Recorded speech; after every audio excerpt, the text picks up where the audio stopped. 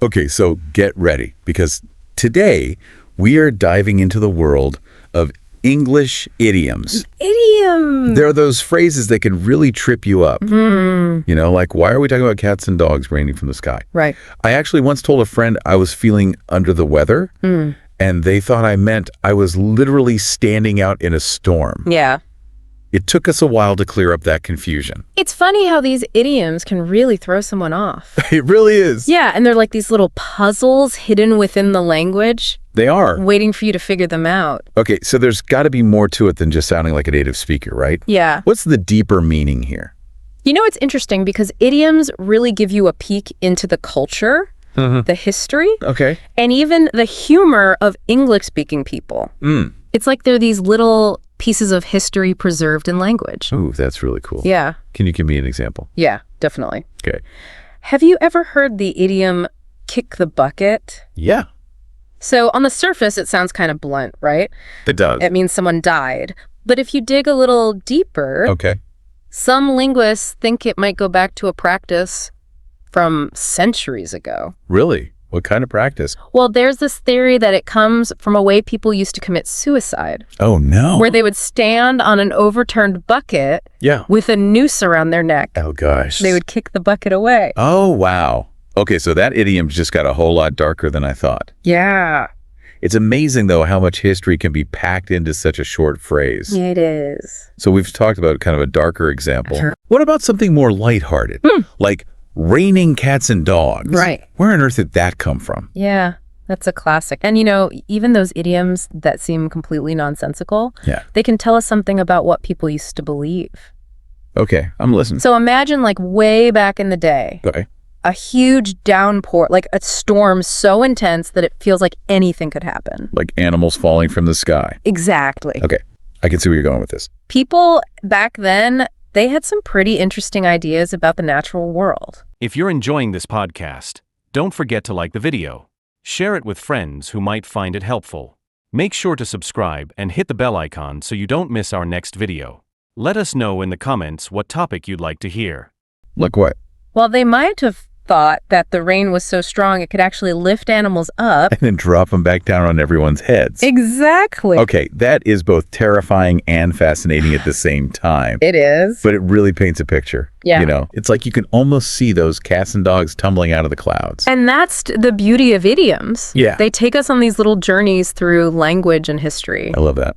So speaking of journeys, Okay. we should probably talk about the different categories of idioms. Okay, yes, let's do it. Because it's like we're entering a whole new world here. A jungle of words. Exactly. Okay, so where do we even begin? Well, let's start with what we call literal idioms. Literal idioms. These are the ones that still have a little bit of their original meaning, even though they've changed over time. Give me an example. Okay, so think about the phrase, bite the bullet. Okay, I know that one. You're not actually biting a bullet, right? Right. It means like bracing yourself for something unpleasant. Exactly. Okay. You're getting ready for something tough, just like if you were actually biting a bullet. Yeah, it's like a little echo of the original meaning. Precisely. That makes sense. But then on the other hand, we have non-literal idioms. Non-literal. These are the ones that are truly wild. Okay. They've completely broken free from their literal roots. So give me a good example of a non-literal idiom. How about spill the beans? Spill the beans. And we're not talking about actual beans here. No, definitely not. It means to reveal a secret. Exactly. Oh, okay. But where did that come from? I have no idea. Well, some people believe it might have to do with an ancient voting method. Really? They had beans back then. Apparently so. And they would use these beans to vote. Interesting. And if you spilled the container holding the beans... You'd be spilling the election results. Exactly. Yeah. So you see, even these seemingly random phrases, they often have these fascinating backstories. Okay, so we've covered literal idioms. Right. We've talked about non-literal idioms. Yes. What's next? Well, our sources mentioned a couple more categories. Okay, hit me. We've got phrasal idioms Phrasal. and compound idioms. Compound. Okay, break this down for me. So a phrasal idiom, think of it like a verb teaming up with another word. A dynamic duo. Exactly. And often that other word is a preposition. Like give up.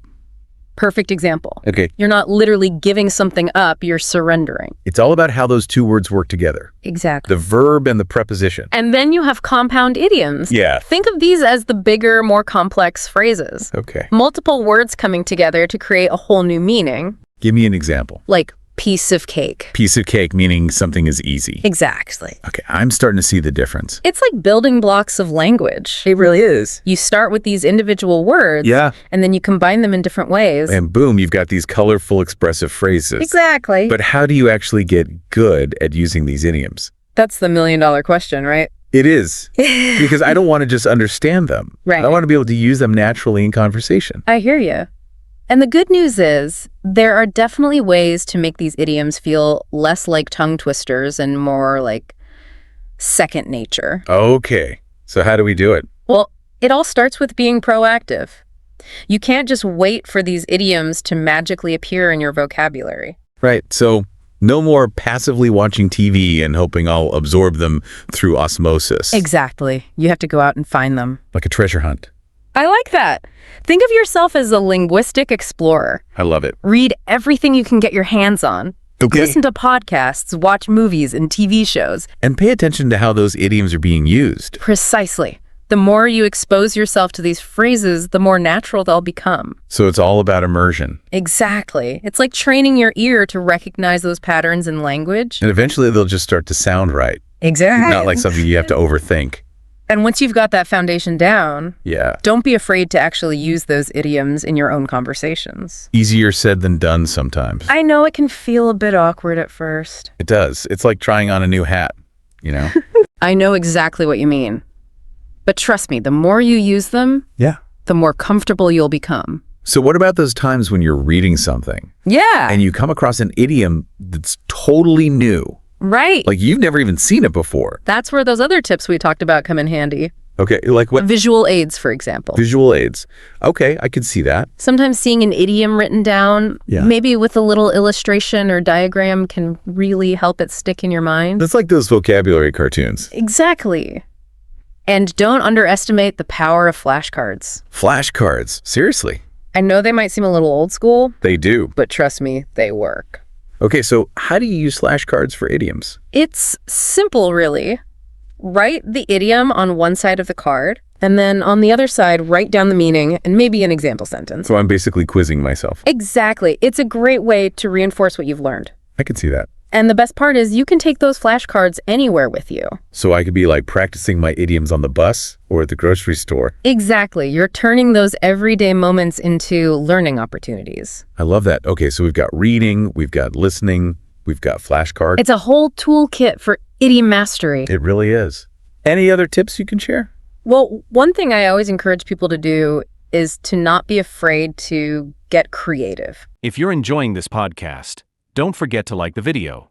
Share it with friends who might find it helpful. Make sure to subscribe and hit the bell icon so you don't miss our next video. Let us know in the comments what topic you'd like to hear. Creative how?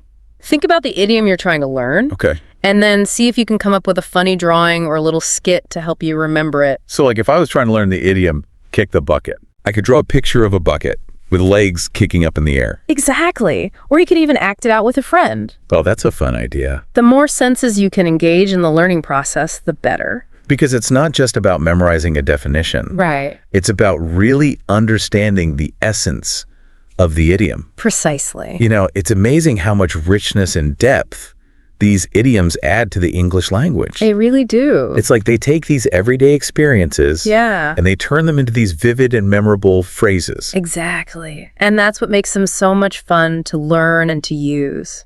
Well, on that note, I think we've covered a lot of ground today. We have. We've delved into the fascinating world of English idioms. We've explored their origins, their Yeah. different categories, and Yeah. even some practical tips for mastering them. So for anyone listening who's ready to take their English skills to the next level, Yeah. don't be afraid to embrace the wonderful world of idioms. It's a journey worth taking. It really is.